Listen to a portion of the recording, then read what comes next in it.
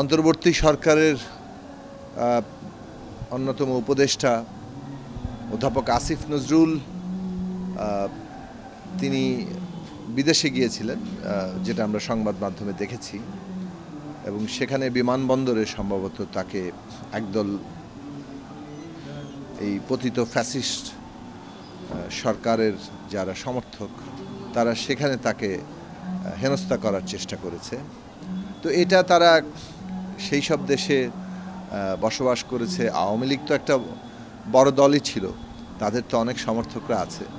তারা নির্লজ্জের মতো নিজেদের দল যারা একটা ভয়ঙ্করভাবে একটা গণহত্যা চালিয়েছে 15 বছর ধরে, বিশেষভাবে অন্তত 3টা নির্বাচন যেভাবে তারা মানুষের ভোটের অধিকার কেড়ে নিয়ে জোর করে ক্ষমতায় ছিল, এবং গুম খুন ভয়ঙ্কর লুটপাট।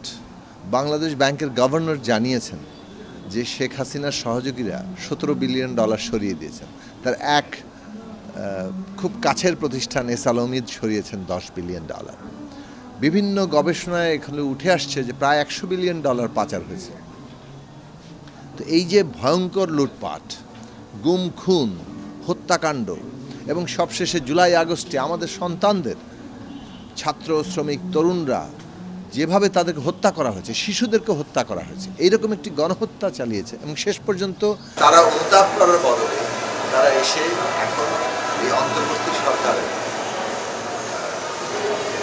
যারা উপদেষ্টা আছেন, যারা বাংলাদেশের মানুষ আছেন, তাদেরকে নানাভাবে হেনস্থা করার চেষ্টা